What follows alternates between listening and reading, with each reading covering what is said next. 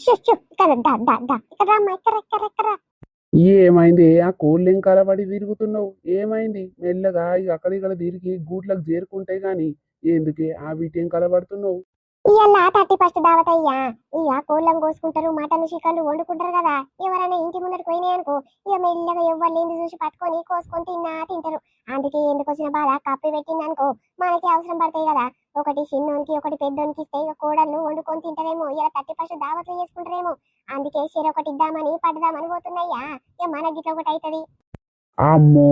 నీ కోడళ్ళు గిసొంటి నాటుకోడ్లు తింటరానే? ఇక పెద్దామంటే ఇక ఆడుకో ఈడుకో మంచిగానే వండుతుంది గాని చిన్నామకు అస్సలు వండనీకనే రాదు. మామూలు కోడి కూరనే వండరాదంటే గీ నాటుకోడి కూర వండుతాది. ఈ యవ్వ చికెనో బొకనో తెచ్చుకొని వండుకుంటారు గాని గివి ఎవరికైనా అమ్ముదామే పైసలన్నీ వస్తాయి.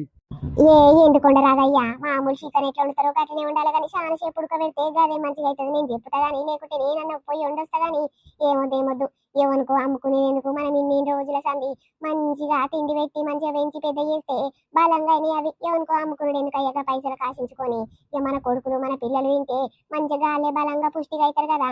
అందుకే ఎవరికి అమ్మేది లేదు వేసేది లేదు, మన కొడుకులకే ఇద్దామయ్యా చెరొకటి వండుకొని తింటారు. ఓ పెంటవ్వా, ఆ ఏమైంది పోసి? ఏం కాలేదు కానీ ఇలా 31 కదనే మన అమ్మలక్కలందరం కూడి దావత్ చేసుకుందామా అని.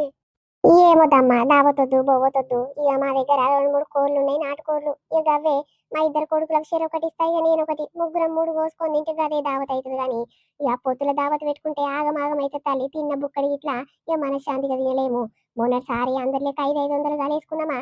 ఆ ఏమేమి ఇచ్చిరే నాకు? ఒక పూరి ఇచ్చిరు, కింద షోర్వ పోసిరు, ఒక ముక్క రాలేదు, ఏం రాలేదు.